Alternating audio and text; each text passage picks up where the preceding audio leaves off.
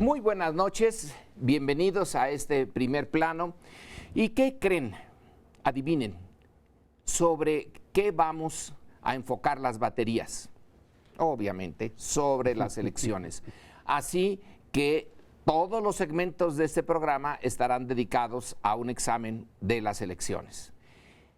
Empecemos por la parte más amplia, el sentido de las elecciones. Sean cuales sean los resultados, esta fórmula política se inauguró para nosotros los occidentales, aunque algunos dicen que los mexicanos no venimos de esa raíz, sostengo que sí, por lo menos en parte. Se inaugura en Grecia y tiene como punto central la gran innovación, es considerar a todos los que tengan la calidad de ciudadanos como iguales, aunque son desiguales, seguimos siendo desiguales. Es un esfuerzo de imaginación, es una decisión ética finalmente, la de considerar con el mismo valor a todos los que forman la comunidad política. Claro que en Grecia eran nada más unos cuantos, ahora en México pues es todos los adultos. En una sociedad tan desigual como México, hay que hacer un esfuerzo enorme para considerarnos iguales. Y yo creo que en estas elecciones, pues todavía no podemos decir que ese esfuerzo fructificó. Yo personalmente estoy bastante decepcionado de la calidad de la elección de esta y de otras, porque no corresponde a la idea que teníamos cuando se inició la transición en el año 2000. Y sin embargo, eso es lo que tenemos y eso es lo que vamos a discutir aquí. Yo propongo una de las cosas que hay que poner sobre la mesa y que José Antonio Crespo en su artículo de hoy lo señala, es la baja calidad de las campañas. Las campañas no sirvieron para presentarle al ciudadano lo que el ciudadano quiere. Distintos proyectos significativamente diferentes por los cuales pueda votar. Eso lo dejo sobre la mesa. Yo creo que lo señala muy bien José Antonio, y también hay un artículo en este mismo sentido de Jesús Silva Herzog, que se dedica a ver el asunto de la traición y de cómo se imputan traición unos a otros, y de las cancioncitas sin sentido, llenas de vacío, como dijo el nuevo rico de la cultura, porque no transmiten nada programático, ninguna idea, ningún proyecto, ninguna cosa que entusiasme en términos de qué puede realizar la sociedad mexicana con su democracia, sino que va haciendo juegos, chistes, bromas, algunas alusiones, pues para desautorizar a otros candidatos. Fue muy bajo el nivel de la campaña, efectivamente, en cuanto a discusión de ideas, de programas, que es para lo que se supone que se hacen las campañas, para que los ciudadanos se enteren de qué propone cada quien, de qué proyecto de país está detrás de cada candidato, y entonces tome la opción de votar por alguno de ellos. En lo que creo que sí, retomando lo que decía Lorenzo de qué esperábamos con la democracia electoral, se ha avanzado en términos de democracia electoral. Hay muchas alternancias, ahora hubo 8 o 9 por ahí, 8 alternancias por lo menos, de los 12 estados donde iba a haber para gobernador. El año pasado también hubo varias alternancias, gran competencia, incertidumbre sobre quién va a ganar, que es un elemento de la democracia. A final de cuentas, otra vez las encuestas se equivocaron muchísimo, de tal manera que la encuesta de encuestas de hace una semana, o sea, el promedio de todas las encuestas le daba al PRI 9 triunfos, lo que quería Manlio Fabio Beltrones, 9 triunfos, y a la mera hora pues se quedó con muy pocos. Entonces, hay muchas alternancias y sí hay castigo a la corrupción por vía electoral, o sea, sí se está reflejando en las urnas un deseo de los ciudadanos de que se castigue la corrupción. Lo más que puede hacer un ciudadano es castigarlo en la urna votando por otro partido, votando por la alternancia. Pero eso no se ha traducido en lo que en términos de una democracia más avanzada y de mayor calidad debería, que es el castigo a la corrupción penalmente, no nada más electoralmente. Entonces todo se ha quedado hasta ahorita en el puro castigo de alternancia y luego cuando el otro partido se corrompe, entonces regresas al primero y así nos hemos ido yendo. Y eso no se ha traducido porque yo sigo sosteniendo que hay un pacto de impunidad entre los partidos, que a ver en qué momento se rompe. Yo creo que no hay muchas diferencias programáticas porque no las hay, valga así digamos, la redundancia. Es decir, cuando tú no se expresan porque no no se existen. expresan porque, digo, entre el PAN y el PRI tampoco es que haya grandes diferencias en la forma en que conciben el gobierno. El PRD y el PAN fueron reclutando expriistas. Varios de los que ganaron desde Quintana Roo hasta Veracruz eran priistas hace poquito tiempo. Por tanto, tampoco es que haya grandes diferencias entre ellos. Creo que el modelo de comunicación social, o sea, el modelo de spots está periclitado y tenemos el peor de los mundos porque tienes mucho tiempo de muchos spots repitiendo lo mismo y al mismo tiempo es un mercado negro, ¿no?, en los medios, lo cual es, creo que, muy poco recomendable. Segundo punto, la democracia está enferma de dinero. Esta democracia mexicana está enferma de dinero y yo, miren, sostengo y lo pongo sobre la mesa, aunque no es el tema central de este bloque, que podemos reformar los 7 elementos estos que el 13 de junio va a discutir el Congreso del Sistema Nacional Anticorrupción, pero mientras los cargos públicos en México, más que una elección, sea una subasta, no se va a arreglar nunca la corrupción. ¿Por qué?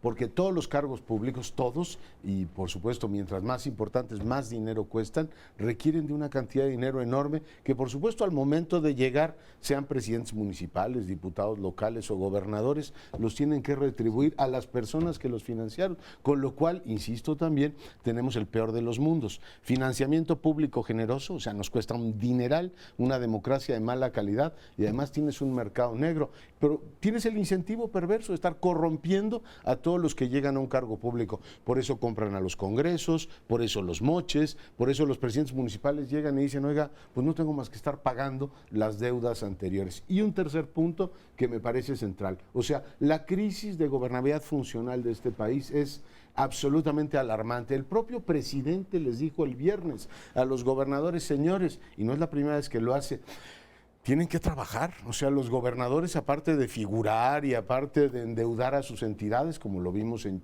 Veracruz, como lo vimos en muchas entidades, el propio presidente, el propio Peña Nieto les está diciendo, es que no trabajan. Y creo que lo que vimos en las urnas el domingo, o sea, el día de ayer, fue que la gente dijo, oiga, los 2 Duartes, adiós, en Quintana Roo se va este señor. O sea, una crisis de gestión de los gobiernos locales, digo, más allá de colores políticos, absolutamente notables. Por tanto, una grave crisis del federalismo.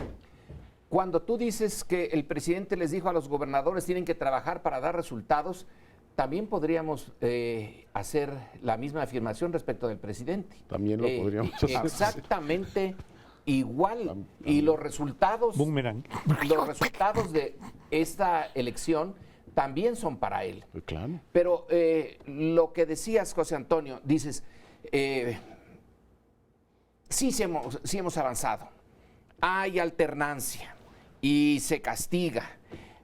Pero electoral, yo decía que lo que quería subrayar es que la alternancia es formal, porque Sí, ¿cuál sí, es la sí. alternancia que te ofrecen los yunes en Veracruz? En serio, estamos con Duarte, que ya es el colmo del mal gobierno, pero cuando se presentan los primos, dices, bueno, para usar una expresión campirana, tan malo el pinto como el colorado.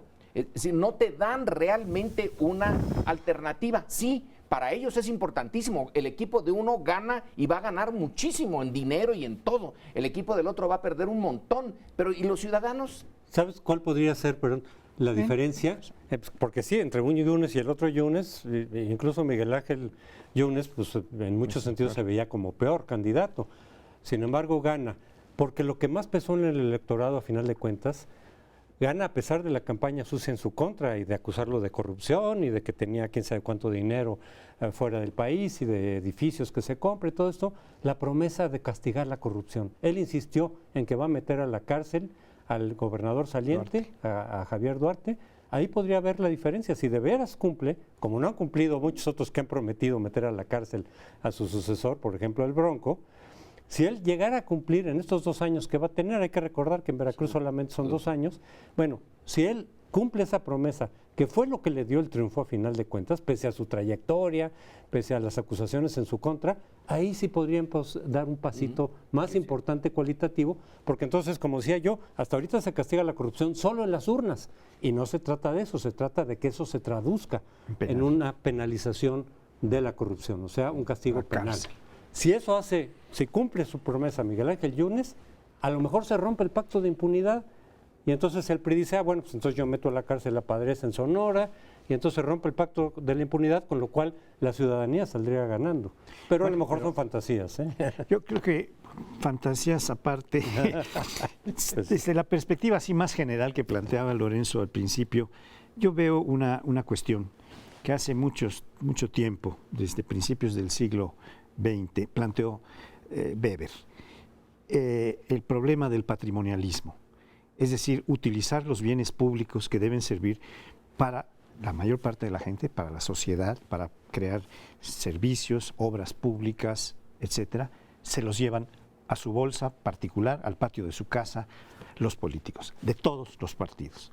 Yo creo que esta es una perspectiva que estuvo en el juego en las elecciones, como ya ustedes lo saben, pero que finalmente no hemos tenido una fórmula para evitar este patrimonialismo que está metido en todos los partidos. Ese deseo de enriquecerse con la política, de no usar la política para servir, sino para servirse en su propio plato, en su propia mesa.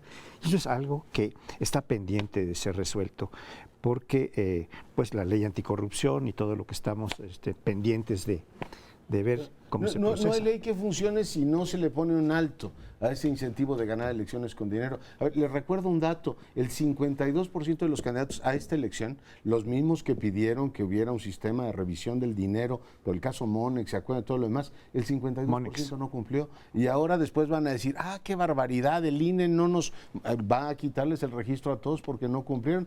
Hay en los partidos, en el sistema, algo profundamente viciado, y yo sostengo que es el dinero. Y lo segundo, es enternecedor que el secretario de Gobernación salga y diga que estas campañas han sido despiadadas. Si uno dice, o sea... Por poco dice impías. O sea, bueno, despiadadas. Yo no sé si estaba pensando en Miguel Ángel Yunes. En algún momento Agustín Basabe dijo que Gobernación se había metido hasta el fondo para evitar que hubiera una coalición opositora, bueno, que ahora ganó al parecer las elecciones en Veracruz y en muchas otras entidades. Pero ya que Miguel Ángel Osorio, secretario de Gobernación, diga que fueron despiadadas, tú dices, bueno, a lo mejor el PRI está sintiendo que el PAN o el PRD o Morena, cada quien en función de sus capacidades, están jugando con recursos con los que antaño solo jugaban ellos. Pero sí me parece que te llama hay una lectura que hacer. Y la segunda, también profundamente llamativa, es la del señor Beltrones, ¿no? Que decía en una entrevista la semana pasada, decía, estoy preocupado porque el sistema solamente tiene esta lógica competitiva de ganar, y ya les empezó a preocupar a los propios periodistas, lo que antes tenían asegurado ellos nada más, que no solamente es ganar, sino a partir de ahora gobernar. No sé qué va a ser el próximo gobernador de Tamaulipas, pero ves una disfuncionalidad en todo el país en donde ganar, ahí me llego al punto que dice Lorenzo Meyer, pues sí, una cosa es que hay alternancia y cambio, pero ya proyectos, ya no alternativos, sino funcionales, o sea, que el país funcione razonablemente, pues muchos ciudadanos se están preguntando si eso va a ocurrir. Y para, el tema da muchísimo, pero vamos a poner brevemente algo que decía Leonardo. Se mete dinero a la campaña, dinero por debajo de la mesa, además del que está arriba de la mesa, y luego se tiene que sacar. Bueno, pues eso viene a ser, ya lo decíamos en otro programa, la costumbre desde la época colonial, en donde los Habsburgo, ya en la ruina económica, que tuvieron varias ruinas económicas, vendían los puestos. Quien llegaba a gobernar, entonces tenía que rehacerse. Derecho de rehacerse. Tenía derecho, se lo daban. Sí. Ahora está prohibido. Ahora está prohibido, pero sí, es la misma costumbre. Sí. En realidad sí se cambiaron, sí está prohibido ahora, pero se sigue haciendo exactamente como se hacía en la época colonial. Hemos avanzado, nada más en que ahora es ilegítimo. Antes era legítimo, pero el resultado es el mismo. Antes lo vendía el rey y ahora es una subasta, ¿no? Una pésima forma de gobernar a una colonia entonces, a un país ahora que se sigue gobernando en cierto sentido como si fuera colonia, pero nos tenemos que ir. Ahora, no se olvide, apenas estamos entrando en el problema de las elecciones. Espérenos. Con los resultados de las elecciones que tuvimos ayer, empiezan a cambiar las expectativas, no solo para el 19, sino para la reconformación de las fuerzas políticas en el país. En primer lugar, habría que destacar el triunfo enorme del Partido Acción Nacional, que gana 7 de las 12 gubernaturas, algunas en coalición con el PRD, las menos. Pero también habría que destacar que su oponente, como ya se empezaba, principal, el PRI, queda derrotado, porque habiendo proclamado que ganaría por lo menos 9 y en algunos momentos 10 de las 12 gubernaturas, se está quedando con solo 5. La segunda cuestión que quisiera poner de relieve es que 4 de los estados que había gobernado el PRI desde su fundación hasta ahora, que son Durango, Tamaulipas, Veracruz y Quintana Roo, fueron ganados por el PAN. En coalición o solo, pero porque en Puebla no hubo coalición con el PRD, pero y Puebla también lo mantiene. Pero de los 4 que menciono, es una de las cuestiones más importantes de esta elección. Y la otra es Chihuahua, porque en Chihuahua todo parecía decir que el candidato independiente, el Chacho Barraza, iba a hacer el papel de Esquirol, tumbando al PAN y dejando que ganara el PRI nuevamente, lo cual no ocurrió. Finalmente hubo un voto útil que sí se aprovechó, pues porque está saliendo adelante, y yo le mando una felicitación muy calurosa a Javier Corral. Yo creo que el PAN le salió, a la dirigencia del PAN, o sea, empecemos poniéndole nombre y apellido a Ricardo Anaya, le salieron bien todas las apuestas políticas que ha hecho. Por un lado, dejar atrás la confrontación, esta que traía Madero con Calderón, abre espacios, los Calderón, o sea, tanto su mujer como Felipe Calderón, tienen un gran protagonismo en estas campañas, entonces cierra ese expediente. 2, abre con Agustín Basabe el expediente de las alianzas, dice, a ver, vamos a apostar en Veracruz, vamos a apostar en Quintana Roo, en distintas entidades, por candidatos opositores y darle competitividad ahí donde no tengamos candidatos fuertes, y también le salió. Y luego dijo, pues vamos con candidatos propios. Cierra una vieja disputa con Corral, que me accedieron y se dijeron cosas terribles. Le dice, vas a ser tú el candidato. Y Corral, efectivamente, en un acto políticamente para mí impresionante, consigue no solamente sobrepasar a Barraza, que mantiene una posición razonablemente importante, digamos, como independiente, y le da una, pero felpa al PRI, de estas que no se les van a olvidar en muchos años. Por tanto, queda en una muy buena posición política. Por supuesto, esto, pues eso sí se lee en clave del 18, pero si quieren ya lo dejamos para otro bloque. Claramente Anaya con este triunfo dice, se ha restaurado una presidencia del PAN con autonomía, se depura un poco también la cuota que pagaron por el Pacto por México, y adquiere en esta elección, concretamente ayer, una fuerza política que hace 3 meses, por supuesto, ni siquiera soñaba, ¿no? Bueno, desde luego que el ganador de esta elección es el PAN con mucho. Es la sorpresa, a final de cuentas, porque se esperaba que el PAN, si bien le iba a ganar 3, ¿no? Y que la mayoría se iba a quedar con el PRI, 3 o 4 iba a ganar el PAN y gana 7. Esto, desde luego, podría leerse, y en automático se va a leer, como entonces el PAN hacia el 2018 pues, es uno de los grandes favoritos. Sin embargo, yo pondría un énfasis o un enfoque un poco distinto. Desde luego, estos 7 se traducen en 2 cosas. En fortalecimiento de Ricardo Anaya, por supuesto, como posible candidato, que está explorando, está haciendo sus spots también, pero con este triunfo obviamente se fortalece. Y otro que también se fortalece relativamente dentro de la contienda interna del PAN es Moreno Valle. ¿Por qué? No solo porque mantiene Puebla, sino porque él es el que puso como candidato a Miguel Ángel Yunes. Es decir, bajo su influencia, porque son del mismo equipo. Los dos son herencia del Bester Gordillo, de la alianza que tuvo el Bester con los panistas. Entonces les deja Moreno Valle y les deja Miguel Ángel Yunes. Son del mismo equipo. Entonces Moreno Valle logra con su fuerza dentro del PAN poner a Miguel Ángel Yunes como candidato.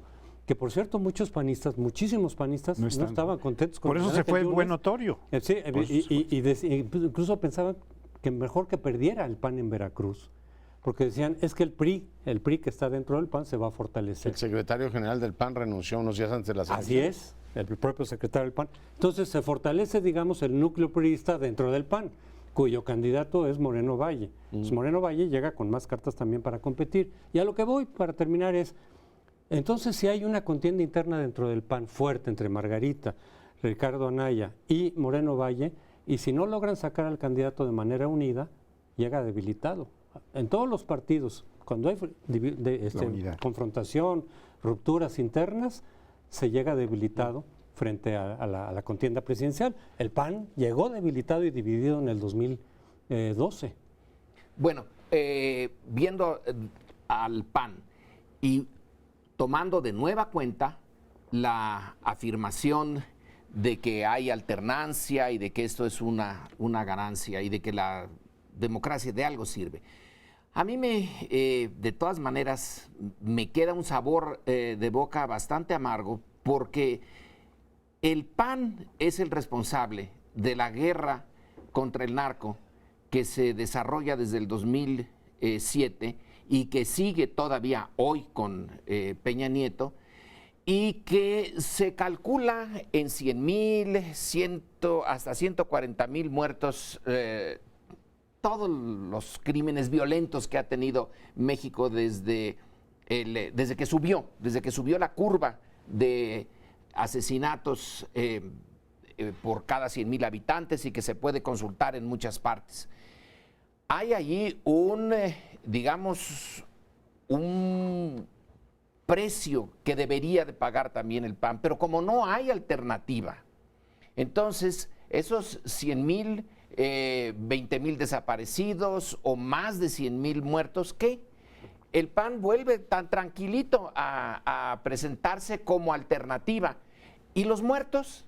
Y esa brutalidad que fue que es la guerra contra el narco, a lo mejor quienes votaron por el PAN han de decir, bueno, por eso a nosotros qué.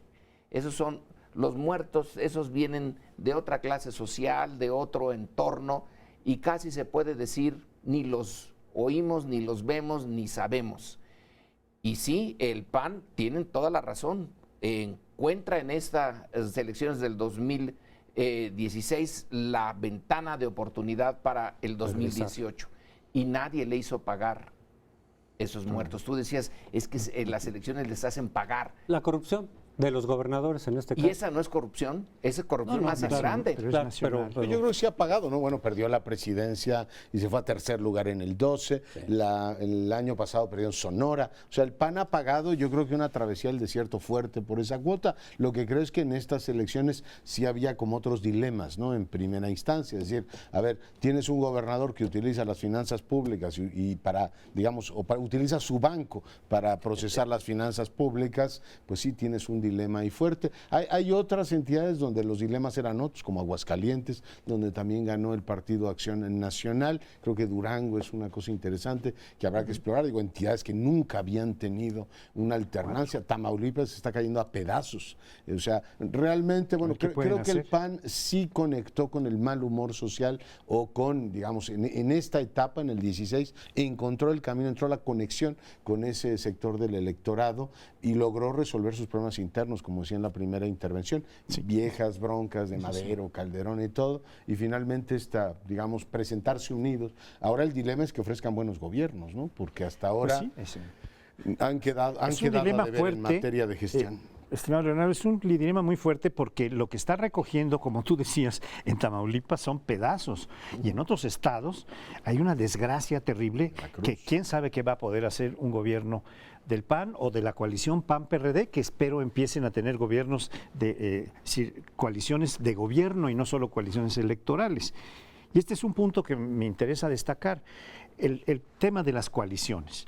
Desde hace un buen número de años, pero sobre todo a partir de 2010, hace 6 años, empezó a haber una consistente conformación de coaliciones, por un lado PAN-PRD como un eje y por el otro lado PRI-Verde como otro eje, a los cuales se les han ido sumando. Al del PRI-Verde se le ha sumado últimamente el PANAL, el partido de los maestros, del Bester, y por el otro lado al PAN se le han ido sumando, hasta el PT en algunas elecciones ha tenido como aliado el PAN-PRD, y se le suma también el PANAL en algunos casos. En fin, el asunto es que estamos en presencia de una nueva conformación de un sistema de partidos en donde la primera fuerza en estas elecciones resulta el PAN. A nivel nacional lo sigue siendo el PRI. A nivel de esta ciudad, la primera fuerza es Morena, no se nos olvide. Y el PAN es la tercera. La segunda es el PRD y la tercera es el PAN. Y el cuarto es el PRI. Si estamos en una reconformación del sistema de partidos en cuanto a fuerzas, tanto si se le ve a nivel nacional, donde hay 4 partidos importantes, PRI, PAN, PRD y Morena, o Morena y PRD, no sé cuál va a ser la correlación Pero en nacional. el caso del PAN les pregunto, no sé si les suena, digamos, cuando empezó a ganar capitales a finales de los 90, ¿no? Que dijeron, a ver, poco a poco viene la oleada azul y se va convirtiendo hasta lo que terminó en el 2000. Si se parece algo a esto, por supuesto todavía queda el Estado de México y muchas otras entidades donde el PAN tiene que demostrar que es o no competitivo, pero algo recuerda estas elecciones a lo que ocurrió allá por el 96-97. Podría ser, pero yo creo que si el PAN se quiere posicionar al 2018, más allá de que pueda resolver la contienda interna de manera satisfactoria, pues, De los es que quienes llegaron como gobernadores del PAN, decíamos, Yunes, que cumpla su promesa en Veracruz de meter a la cárcel a Duarte, que Corral haga otro tanto, porque vaya, El otro vaya Duarte que si en Chihuahua también hubo, y que lo empiecen a hacer, porque entonces los hermanos Duarte, si ellos digo, sí los- castigan la corrupción, no solo a nivel electoral, sino a nivel penal, los panistas, entonces, claro que eso es lo que la gente está pidiendo. Cuando la gente votó por el PAN en Chihuahua, o en Veracruz, o en Aguascalientes, no estaban pensando en Felipe Calderón, estaban pensando en la corrupción del gobierno saliente. Local. Claro. En ese momento. O sea, sí creo que cada vez más la gente le está ya poniendo como un tema central la corrupción y la impunidad. O sea, ya es un tema, después de muchísimo tiempo que hemos sido muy tolerantes con eso, creo que cada vez más ese tema se posiciona como una de las prioridades que están guiando el voto de los ciudadanos. Entonces, si quienes llegan al poder cumplen sus promesas de llamar a cuentas a los corruptos, a los que están desplazando, en el caso del PAN, entonces sí, la gente puede decir con el PAN, ahora sí, algo que falló Fox y falló Calderón, a lo mejor ahora sí el PAN se está tomando en serio el combate a la corrupción. Pero eso depende de lo que hagan en sus nuevos gobiernos. Muy bien, pero después de esta perspectiva vamos a seguir con el tema de las elecciones, como ya les indicaba Lorenzo, y vamos a esperar un momento y regresamos con ustedes. Bueno, y si el PAN fue el gran ganador de la contienda de ayer, en automático el PRI es el gran perdedor. No es el único perdedor, hay varios perdedores por ahí, pero el que más pierde relativamente, desde luego, es el PRI. Porque de 9 gubernaturas que tenía, de las que se pusieron en contienda ayer en competencia, pues se queda solamente con 5, no las mismas, por supuesto, ganó en otros lados. Al hablarse de la coalición PAN-PRD, que ha sido exitosa, bueno, ha sido exitosa para quitar al PRI, pero luego para gobernar no. Entonces, 2 de las gubernaturas que gana el PRI son precisamente donde antes hubo coalición PAN-PRD, Oaxaca y Sinaloa, porque los gobiernos resultaron muy malos, al final de cuentas. Entonces, no hay garantía, desde luego, que las coaliciones PAN-PRD puedan realmente satisfacer las expectativas de quienes por ellos votan. Y sin embargo, como son distintos estados y cada quien está pensando en su propia circunstancia, pues a quienes votaron por esa coalición PAN-PRD el día de ayer y que le hicieron triunfadora en varios casos, no estaban viendo si Oaxaca o si Sinaloa, sino aquí ya no queremos al PRI. Por lo tanto, si esta es la mejor alternativa o la mejor posibilidad o la única posibilidad de quitar al PRI, pues votamos por PAN-PRD. Pero las coaliciones entonces no garantizan para nada. Y en el caso del PRI, entonces, también podríamos decir, en una lectura muy rápida, pues queda fuera de la contienda del 2018. Pues quien queda fuera de la contienda yo creo que es Manlio Fabio Beltrones, porque ahí sí ya no tiene nada con qué presentar en el encargo que le dieron como presidente del PRI, llega con muy malas cuentas y creo que eso definitivamente lo saca de la jugada. Pero el decir que el PRI pierde por lo de ayer, también creo que es precipitado, es prematuro, porque si hacemos cuentas en el promedio nacional, yo no las he hecho todavía, pero es muy probable que en las cuentas de promedio nacional el PRI con su coalición siga de todas maneras teniendo un piso importante, competitivo para el 2018. Entonces, no en automático lo podemos sacar. Y también ahí aplicaría el asunto de la contienda interna. Si el PRI se divide, el PRI cuando ha perdido la presidencia en el 2000 y en el 2006 es porque estaba totalmente dividido internamente. Si logra mantener la unidad del PRI, es competitivo para el 18. Si se divide, también entonces va a llegar debilitado. Yo, como lo comentamos aquí hace un par de semanas, no creo que esto anticipe en términos de resultados electorales lo que va a ocurrir en el 18. No es automático, hay que ver quiénes son los candidatos, cómo se da efectivamente el debate en los tiempos que vienen y qué candidatos tiene, por ejemplo, el PAN, cómo se mueve la izquierda. Digo, hay muchas cosas todavía en juego, pero que el PRI se mantenga unido a estas alturas, mi querido Crespo, ya no garantiza nada. Estas elecciones todas las hicieron, todos los candidatos del PRI, salvo en Quintana Roo, donde se pelearon y les fue mal, todos fueron arreglos cupulares. No hubo un solo proceso en el cual dijeran, oiga, vamos a preguntarle a la base, a ver a quién quieren. Todo lo hicieron con, digamos, encuestas de 4 o 5 fuentes diferentes, con acuerdos cupulares, y Manlio Fabio salió a decir, nos salió impecable el proceso. Bueno, impecable, pero perdieron, ¿no? O sea, le salió muy bien su selección interna y muy unidos todos, y nos queremos mucho, pero a la hora de la hora falló. Segundo asunto, queda como el Partido Nacional, obviamente, en todas las entidades tienes un bipartidismo y todo el mundo es... Siempre el PRI está presente. Siempre el PRI está presente, uno de los exactamente. Dos. Y la otra que creo que es muy importante analizar con detalle es que este proceso de atomización del voto, no siempre inocente, ya no le está dando al PRI los resultados que le dio hasta el año pasado. Es decir, estás viendo ahora que inflar a determinados candidatos o darle aire a determinados partidos. Citaba Paoli el PANAL, citaba Paoli el Verde, pero está el PES, que en muchos casos va al lado del PRI, o el PT, el Resurrecto, que permitió, en el caso de Oaxaca concretamente, el que la izquierda o la, digamos, coalición de Gabino Cue ganara. O sea, los 10, 11 puntos que se lleva Benjamín son los suficientes para evitar que, o para garantizar que gane Murat, por decirlo claramente, ya que estamos hablando del PRI. Y el otro punto que pongo sobre la mesa rápidamente, o sea, ganan Hidalgo, que no hay como para, digamos, echar campanas al vuelo, decir que la democracia llegó al PRI. O sea, Hidalgo de la manera más tradicional. Ganan las dos entidades estas que gobernaban coaliciones opositoras y gana Murat en Oaxaca. O sea, decir que ese es el PRI renovado es mucho decir.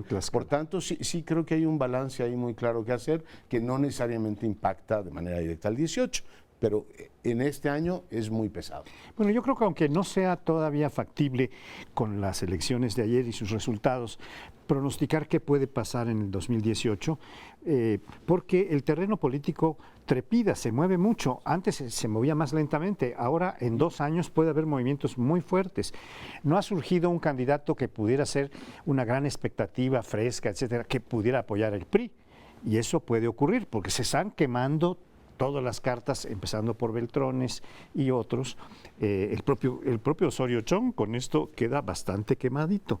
Entonces, probablemente surja una nueva circunstancia. Pero sí es cierto también que hay una serie de predefiniciones, como que, bueno, la que está muy clara es que en Morena hay un candidato desde hace mucho, que en el PAN puede haber, si llegan a un acuerdo, como parece que pueden llegar después de estas elecciones, sobre todo con el ejemplo de Chihuahua, donde después de la confrontación Calderón-Corral, bueno, hay una unidad. Entonces, si allí se vuelven a unir Margarita Moreno Valle y Anaya y logran un solo candidato, bueno, pues está esa predefinición para el, pero todavía no estamos. Y la otra es que los independientes no parecen haber lucido mucho en esta elección. Y lo que se estaba diciendo después de la elección de 15, cuando el Bronco sale como triunfador en la primera entidad en donde hay un candidato independiente, ahora se decía, bueno, si ahora tienen un buen lucimiento los independientes, y lo tuvieron pésimo. Hubo 2 o 3 triunfos, el de Ciudad Juárez para un independiente, por ahí 2 o 3. En la Ciudad de México ni un solo independiente quedó integrado al constituyente, ni uno solo. Quedaron todos lejos y eran 21 candidatos independientes. Claro, en esa atomización, pues ¿quién podía llegar? Tenían que ser 3 o 4 independientes importantes para tener un constituyente, pero digo, un diputado constituyente, pero no pudo ser.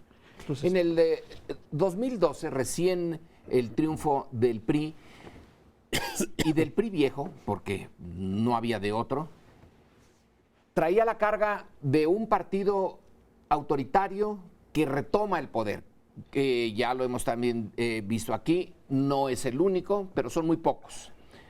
Tú ponías en Asia algunos ejemplos de partidos autoritarios, salen del poder y de las cenizas vuelven. Bueno, claro. El PRI, cuando volvió de sus cenizas, en 2012, 2013, se veía, se olfateaba que su proyecto era el PRI de los 1000 años, volver a quedarse por lo menos otros 71 años y que... y no le duró como a Ana Bolena ni los 1000 días. Ni los 1000 días.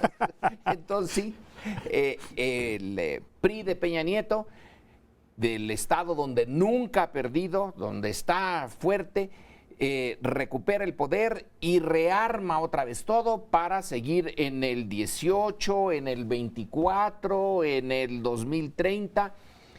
Ahora ya se ve eso como muy difícil. El PRI de 71 años viene de una revolución, de un ganar el poder por la vía de las armas y de tener al ejército como el centro en los años 20, 30, 40. Ahora, pensando en el 2018, ya se ve, afortunadamente, se ve muy difícil la posibilidad de repetir el ciclo, de que lo querían repetir o a lo mejor hasta lo quieren todavía. Pero supongo yo que algunos de los priistas ya no están tan seguros de poder. PRI 1 y PRI 2, como Rambo 1, Rambo 2 y seguir más o menos por la misma línea. Y en eso, estas elecciones, pues sí, les podemos dar las gracias de que hayan abierto más el espacio y le hayan hecho mucho más difícil al PRI volver a repetir su hazaña del siglo pasado. Es que yo creo que el PRI, cuando ha regresado después de haber estado en la oposición, tanto a nivel federal como en muchos estados, no, en ningún caso ha sido un PRI renovado, que diga, ya entendí la lección, ahora sí, me voy a abocar a no entrar a la corrupción, a castigar la corrupción. No, ha llegado el PRI viejo. Y dices, por ejemplo, en Oaxaca, el PRI de Murat otra vez con su hijo. Pues ¿cómo habrá estado el otro gobierno que la gente opta por el PRI de nuevo, de Murat otra vez? O sea, ¿cómo fue el desempeño de la oposición que opta otra vez por el PRI? Y lo mismo en muchos casos. Pero en realidad el PRI en Chihuahua perdió con Barrio, regresa y ve que PRI fue. O sea, en realidad el PRI no ha cambiado en absoluto. Aquí lo que pasa es que la oposición tampoco ha estado a la altura y no ha hecho la diferencia. Ese es el problema. El PRI no ha cambiado, pero la oposición sí cambió, de tener un discurso anticorrupción y una promesa anticorrupción. Claro. Más bien empezaron a hacer las cosas como si fueran priistas. Y nada más otro punto más. Es decir, Leonardo, que dices, es que en varios estados el PRI tuvo la disciplina y a pesar de todo perdieron. Yo sigo insistiendo en que la lógica federal, de las elecciones federales, es muy distinta a la de cada uno de los estados. Extraer conclusiones de lo que pasa en un estado u otro para aplicarlo a nivel federal casi siempre lleva a errores. Pero aquí en este caso hubo los acuerdos cupulares y sin embargo perdieron. Por eso. En Oaxaca, perdón, pero la fractura de la izquierda es la que explica el triunfo de Murat. O sea, si tú tienes Morena, tienes el PT y tienes la coalición de Gabino con Estefan, tienes mucho más votos que Murat. Esa fractura, en algunos casos artificial y en otras bastante natural, es la que explica lo que se PRI vuelva, pero no por méritos del anterior. Yo creo que lo que se le ha quemado al PRI es este discurso de que ellos sí saben gobernar. Ahí donde han vuelto la gente dice, oiga, gobernaron Michoacán y el resultado fue el que ya vimos. Ahora están de regreso en Guerrero y la gente dice, bueno, ¿y cuándo van a poner orden en eso? No han soltado Tamaulipas en su vida y tampoco es que sea un prototipo de entidad bien gobernada. Digo, no puede estar repitiendo siempre un latiguillo y la realidad por otro lado. Digo, algún día la gente te dice, pues no Yo quisiera nada más decir que en un cierto momento se sacó de la escena al viejo PRI, ganó Fox en 2000. En un segundo momento regresa el PRI y con una nueva cara. Dicen, el nuevo PRI, muy bien peinadito, copetudo, con caras frescas. Y ahora, ¿habrá un tercer PRI? ¿Una renovación tercera? ¿Una reencarnación lozana? ¿Con alguna cara? Pues yo no veo eso, pero tampoco veo que la oposición esté a la altura de realmente ofrecer algo distinto del PRI. Pero regresamos al siguiente segmento. Bueno, en este bloque les propongo que revisemos cómo queda la izquierda, donde hay caras largas y caras alegres. Por el lado de Morena se consolida como el tercer partido político del país, buenos resultados en Veracruz, se ubica razonablemente bien en Oaxaca y en la capital es la primera fuerza política. Apostaron por ganar Zacatecas, pero los datos indican que no, que ganó el Revolucionario Institucional, por tanto conserva esa posición. Pero queda claramente como el polo de unión de la izquierda, y por el lado de las caras largas está un PRD que pierde prácticamente todo. Tenía solamente una candidata en Tlaxcala con alguna posibilidad de competir y no consiguió ubicarse en posiciones claras. Ahora, no sé si vieron el artículo de Agustín Basabe en el Universal, con una postdata rarísima de que viene un expediente muy fuerte en su contra, y cita varias entidades, algunas que gobierna el Partido de la Revolución Democrática en Michoacán, y cita también Puebla. No tengo ni idea que sea eso, pero claramente parece la noche de los cuchillos largos para Agustín Basabe y la dirigencia del Partido de la Revolución Democrática. En la capital, rápidamente, tenemos un Mancera pues doblemente derrotado, porque por un lado su proyecto constitucional no concita el apoyo de los ciudadanos, el 28% votó, y buena parte de esos votos son votos de estructura. Todavía hay denuncias el día de hoy en la prensa de compra de voto del propio Partido de la Revolución Democrática en Iztapalapa, pidiéndole a la gente que fuera a votar. Votó el 28%, y la segunda derrota es que convoca unas elecciones y Morena, por segunda vez en 2 años, o sea, el año pasado y se afirma como la primera fuerza política en la capital. Así es que, bueno, pues la avenida por donde la izquierda se aglutina se llama Morena, y el Partido de la Revolución Democrática ha pasado de ser el Partido del Sol Estrella a una enana amarilla en vías de desaparición. Fíjate que dices, decía yo en el segmento pasado, el gran perdedor es el PRI, el otro es PRD, el otro perdedor importante es el PRD, aunque ahí no es sorpresivo porque ya se veía de todas maneras la tendencia. Lo del PRI sí fue sorpresivo, lo del PRD no. PRD quedará seguramente en cuarto lugar en la votación nacional. Morena se posiciona como tercer lugar, es otro de los ganadores, no el gran ganador como el PAN, pero Morena, porque se posiciona en tercer lugar de cara también al 2018 para seguir avanzando ahí con un candidato que desde luego creo que estará en la final del 2018. Yo sí creo que López Obrador va a estar peleando la presidencia, y la pregunta será quién va a estar frente a él, si el candidato del PAN o el del PRI. Independiente difícilmente va a figurar una candidatura independiente para el 2018. Pero la otra cosa es, decías, la división de la izquierda está provocando, digamos, los triunfos de un lado, del otro, pero ha estado Morena, lo vimos en Veracruz. Si para la izquierda de Veracruz, los votantes de izquierda, el candidato del PAN y PRD pues no era precisamente presentable o lo que más quisieran ellos, por eso creció un candidato desconocido en Veracruz, al grado en el cual se llegó a especular que podía ganar, porque algunas encuestas lo pusieron en la posibilidad de ganar, va a quedar en tercer lugar, pero no muy lejano.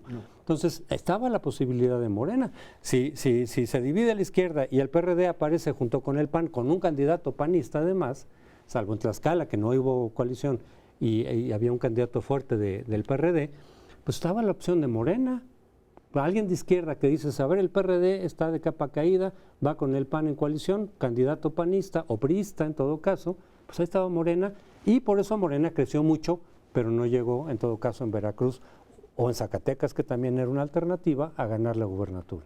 La posición de Morena como un partido realmente nuevo, que además no podía ir en coalición con nadie, tenía que ir solo, y creo que aunque hubiera tenido las posibilidades, hubiera ido solo, sí, porque lo que quiere es, en estos primeros momentos,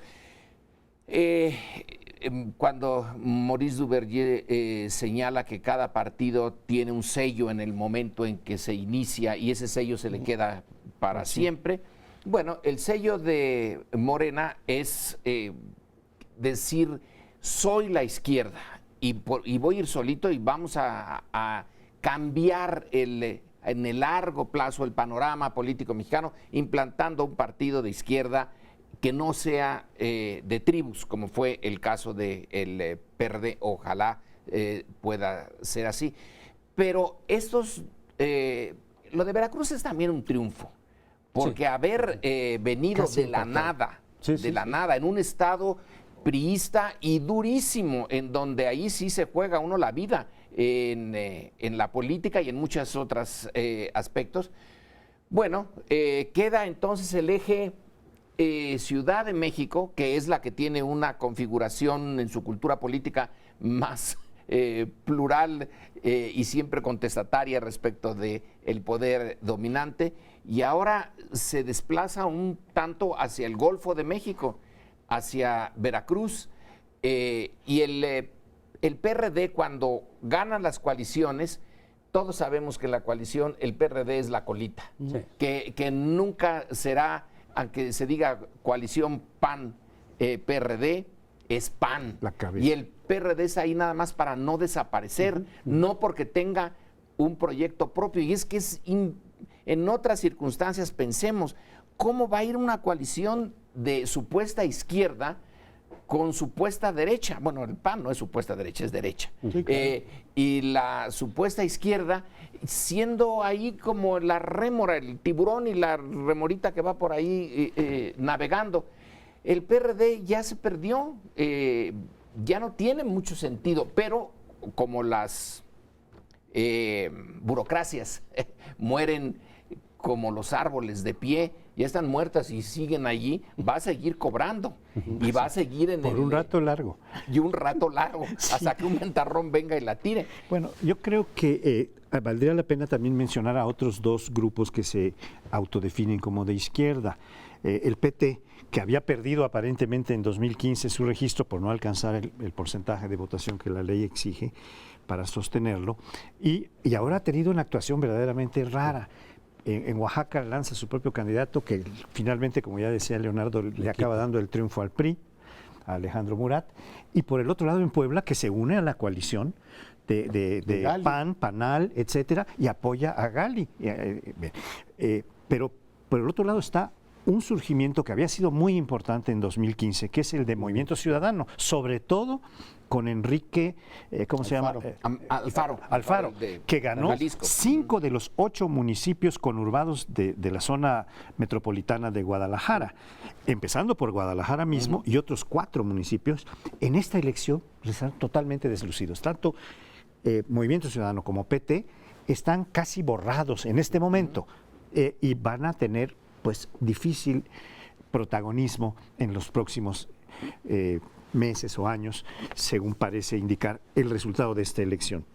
Y la otra cuestión que yo creo que vale la pena destacar es que el PANAL y el Verde son otros perdedores, porque están aliados al PRI en gran medida. En la medida en que el PRI es uno de los grandes derrotados, sus dos, ¿cómo se llaman estos animales que se pegan a otros? Por eso, Rémoras. las rémoras, sus dos rémoras. Sí, van a quedar derrotados también. Yo creo que tienes toda la razón, lo de Movimiento Ciudadano no lo había visto, estas elecciones no pintó absolutamente nada y el PT, pues yo creo que le han pagado la resurrección, ¿no? Si regresas, pero nos apoyas en esto. Lo de la Ciudad de México, perdón que vuelva sobre esto, creo que sí vale la pena que en algún momento reflexionemos sobre lo que el PRD nos planteó como gran ilusión colectiva, esto de la Constitución, y luego poner, lo decías tú hace un momento, el tema de los independientes, creo que merece una revisión. O sea, pusieron reglas tan absolutamente leoninas que eran 70,000 votos para inscribirte. Firmas. Inscribieron al 73,000. bombero, al policía y al todo demás. Y a la hora de votar,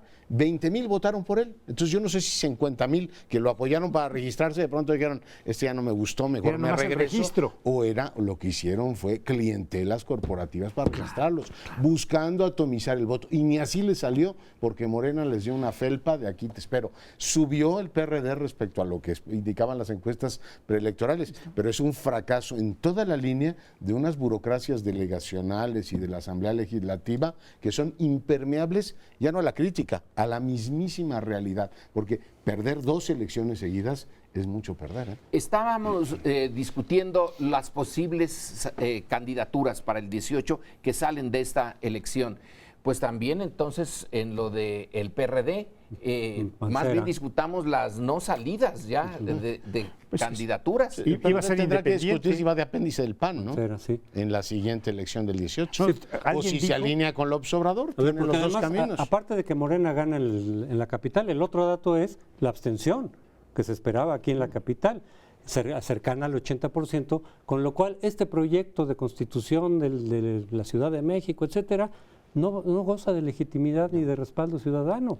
Habría que plantear incluso qué sentido va a tener eso si la ciudadanía simplemente se quedó ajena. Sale de los partidos y se va a quedar en los partidos. Oye, alguien dijo ayer, y muchos repitieron, o varios repitieron, que el PRD se convirtió en una especie de corriente del PAN. Eso quedó como corriente del PAN. O muchos perredistas van a decir, pues en realidad vamos con Morena, que es como nuestro espacio natural. Yo creo que va Eso es por lo ahí. más probable, sí. Sí. Por las dos, ¿no? Existen las dos No, sí, posibilidades. se van a ir con el PAN unos y con Morena otros. Pero sí, bueno, tendremos que platicar de todo eso en otro programa porque ahora nos ha comido el tiempo. Muchísimas gracias por ver el primer plano. Nos vemos aquí la semana próxima.